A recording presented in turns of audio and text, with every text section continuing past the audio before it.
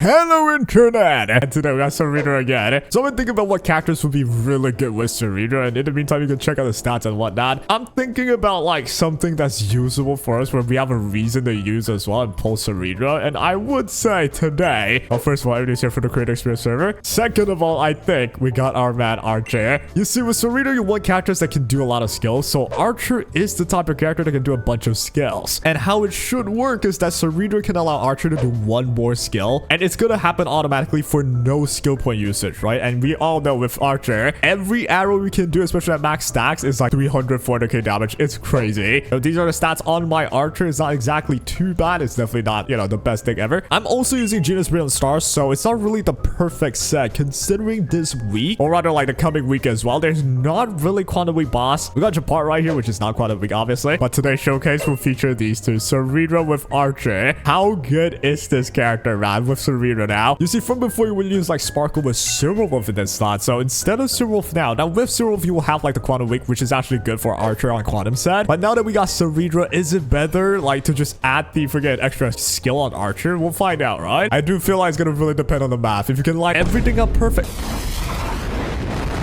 How did I just miss that? Okay, you just missed a point blank E. Nice. That's the first time it ever happened. Did I just not look at Japart and not target him? What the crud? Alright, so we start with Hysilens. You really just need this healer slot to be a skill point generator as much as you can, right? Now, what I want to do, I've not like done the math behind this, but first of all, we'll start with this. I'm pretty sure there should be a way by utilizing the blue chest piece from like Cerydra. We can make it so Archer do like maybe 6 or 7 skills at once if we can line everything up perfectly. But it's gonna be a challenge though, I will say. Now let's not forget with Cerydra you actually get a speed buff for Archer. I'm now 136, which, you know, you can try and make Archer faster than your Sparkle, but I feel like that's a trade-off for damage. I don't know if that's worth it, so I opted for this. It's basically just hyperspeed Cerydra and hyperspeed Sparkle, pushing you as much as you can. Here we go. I think we can go for it, man. The synergy goes like this. You start with an E, right? Every E counts as 1 stack of blue chest piece right here. So now I got 6 skill points left. I'm gonna use 1 more E. That's 1 more blue chest piece. I got 5 out of 6. Now my damage 200k right there. With 4 skill points left, my terrorists have an ultimate, so we're gonna get 4 more extra skill points that way. That means we are back at 8, right? And now with an E we get the 6 stack. We activate Peerage and we're gonna dump in our ult as well, get our 7 stacks, which doesn't matter, but we should be able to use our skill again right in this turn. So we'll do it again. 330k into 1 more 330 again. We still have a turn. This is like the 5th or 6th shot already. We are one-shotting this elite right there. We're gonna go for the Manta Ray or whatever right now, and bang, that's 1 more hit, and that is all. But this is what I mean by you can technically line it up better, because after actively using skill 5 times, you will not be able to use it again, right? So if you can time it so you can get the Peerage buff on the 5th skill, you can use it for the 6th time, which is pretty fire. In any case, so we'll just finish off the boss right there. We do a Q. This will trigger my gosh darn Archer right there, getting me another skill point, getting me all the damage as well. So bang. Now we only have to deal with this Manta Ray, which is annoying because this thing's weak to dots, but everything else he's kind of like tanky against, right? Now we got Cerydra again. I think we are out of the buff, right? We have 2 turns of VIDS left, so we don't even need to use our E at all. That's pretty nice. We just use our Q, we'll get more skill points in. I think we could actually land a 0 cycle here. We do get our ultimate there. So in this sense, what I want to do, I'm going to start with an E. I'm not sure if that's right though. This is tough. I think I'm going to go for it anyway. This will be the, you know, 6 to 5 skill point. That's kind of iffy. We will go with the Cerydra ult right here. I'm almost certain the map does not line up here because I'm going to get 2 extra blue chests here. I'm going to use a skill. That's my 5th stack. Oh, I think we just about had enough. Look at this. It's the Lycone of Cerydra. I keep forgetting, but the Lycone of Cerydra gets you 1 skill point by using the ultimate. This is so beautiful. It lined up perfectly. So now I can get 1 skill and I get the 6 blue chest buff. I get Peerage, so I can use a skill again. This consumes 2 skill point. I use it again into my ultimate right away. That was like 4 or 5 skill usage right there. It would not be possible without the Peerage buff. That is why Cerydra with Archer is pretty top tier. Now the issue here though is that the boss right now, yeah, it's gotta take a turn to take a bunch of damage. It's such a waste, man. Like, he should have died, but it's because of the passive. It's 1,000,000 damage taken in the form of die. If he would just take the damage instead of converting it to die, it would have been done by now. But yeah, I don't think there's any way I can like stop this. Yeah, it's so close as well, man. Bang. Yeah, there's nothing I can do. So yeah, that is the first cycle done. It's really unfortunate. It's just because this unit is way better with like, you know, when you use dots against them. Not exactly best for like direct damage, but it's not like it's impossible. It's only 1 cycle gone. on. So not too shabby at all. Let's now start getting our skill points up again. We'll do the same thing. That is the trick with this team, essentially. It's pretty simple. I'm sure you know how to do this, right? We'll start with this ultimate right here, and I think we can go and use the sparkle ult as well. Now, there's one more trick to this combo. I'm not sure if I can line it up for it to happen yet, though, but we'll try. Here comes the barrier. That's annoying. I have one more turn of VIDS Archer. Not that it matters too much, but given I have 8 skill point, should I do it, man? I'm not sure. I think I will, just so I can get my ult faster, I suppose. Now we'll use one more skill to buff my gosh darn Archer right there, and now we can start shooting it apart. We have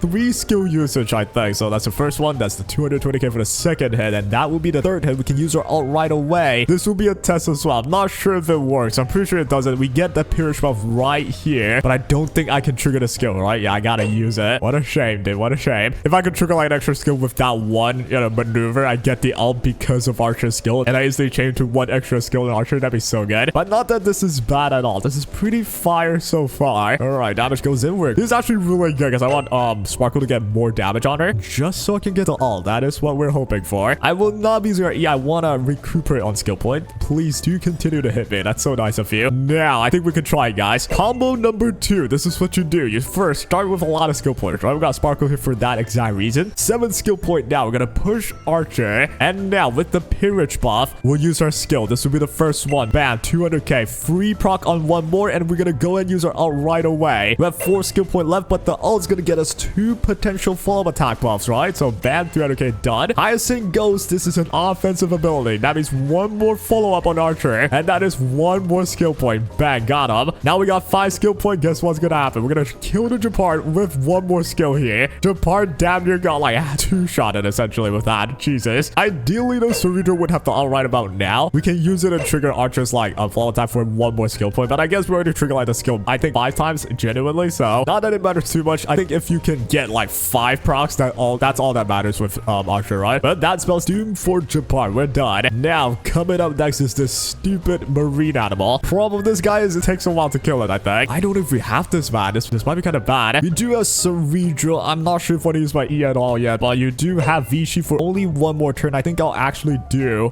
the push right here. Yeah, we'll go for that. Go for an E. That's one more blue chest piece as well. We'll buff Archer with the E, although it's kind of a waste though, no? Not really. We'll go ahead and buff it anyway. And yeah, we'll bank on the next hit. I think the next attack will be my big one. There's no point in me using a skill here. It's not really that worth it. So I'll just touch the freaking marine animal right there. We got the Pyrrhic buff, and next turn, guys. Next turn, we'll start with our counter attack. There will be a lot of attacks, a lot of skill from Archer. I think we can one-shot even this marine animal with a lot of damage absorption. We'll go with a Q here. Bam. 8 skill points so far. You guys get a turn because you guys are annoying. We should see one more good turn on Archer. I think we got this one. And if we don't bat, it won't be a 2-cycle, it'll be a 3-cycle, which would be a shame. I hope that's not the case. We'll do a simple Q right there. We're saving our ultimates for the final moment, I think. All right, here we go. We should be able to get the Archer turn right there. Yep. This should be a big one, man. Here goes nothing. This should be the ultimate combo setup, but I think we're overshooting it. We'll see how many extra turns we get, okay? Here's the first one. We get the Pyrrhic buff with a lot of damage boost as well. There we go. 270k done. Ideally, you want that Pyrrhic to happen like maybe on the 3rd or 4th hit so you get more damage out of Archer, I guess, but this works just as fine. Now we get our ultimate. With the ultimate, you actually want your ally to attack the enemy so you can get even more skill points. So with Cerydra ult here, we trigger this, get another skill point. We're at 8 right now. And guess what? We have Hyacinth. Hyacinth goes with ultimate. This one's an offensive ult as well, so we'll gain another skill point via Archer. And bam, there you go. I think we've done like 1 skill. We still have maximum skill points, man. That's pretty fire. So that will be enough for me to style on you. Check this out. We'll shoot the mob because I gosh darn cat. That's one more hit. 290k. Gosh dang. We'll shoot this guy as well. Why not? Bang. And one more. This should be the final extra hit for 260k. And what a beautiful end to a beautiful team. And that, ladies and gentlemen, is a 2-cycle clear with the Gold Archer on an off element team. That was no quantum weakness there. Pretty fire, right? Now, there is this boss, which, given it also does not have like the perfect weakness, I thought, you know what, we'll just showcase friggin' Japart, I guess. Finan would definitely do well against the second boss, I would say. But I'm pretty sure this one is more suited for AoE damage shooters. Anyway, not quite so Archer, I suppose, but you can probably still use it. Yeah, Archer definitely does good against normal looking stages like Svarog with an elite or just a singular event stream boss. He should be solid against all of them. So what a golden character in Archer, huh? I'm so glad to make him free because this is like an actual pretty usable character even right now. It's gonna be useful for like the new endgame with 3 teams needed, I think, or like at least more teams needed. And of course we gotta go Cerydra. I won't lie, I don't think this team's like the perfect team. I would prefer just sticking with the Cerolf because you can guarantee the quantum weakness. I think most of us has Archer with the quantum set on anyway. I'm proficiency with Silverwolf, make sure I've got the quantum weakness on. Cerydra though definitely makes Mav more fun, I suppose. And damage output wise, I feel like they're almost the same. Though I do think the ceiling with Cerydra is perhaps higher, because if you can time so the Peerage buff, because you know, let's not forget the Peerage buff gives you a lot of the boost, right? Like right here, Peerage increases crit damage and the skill damage by 72%. That is a lot. And all-time res spend as well. So we compare Archer's, say, like 4th or 5th skill with the Peerage buff by like lining them up together, you will achieve the highest burst damage you could. It'll take some math though. So overall, is it worth it for you to use Cerydra with Archer? I think absolutely. And honestly, you should be pulling Cerydra anyway, given choose a Harmony character. That should open up a lot of team options. I really do suggest pulling for it anyway. And with this video, I've just showed you how she can be certainly used with Archer. So yeah, that is definitely an option for you guys. It'll certainly be pretty useful for Archer fans, which I know is a lot of you guys. And that'll be all for today. You guys enjoyed this one, and take care.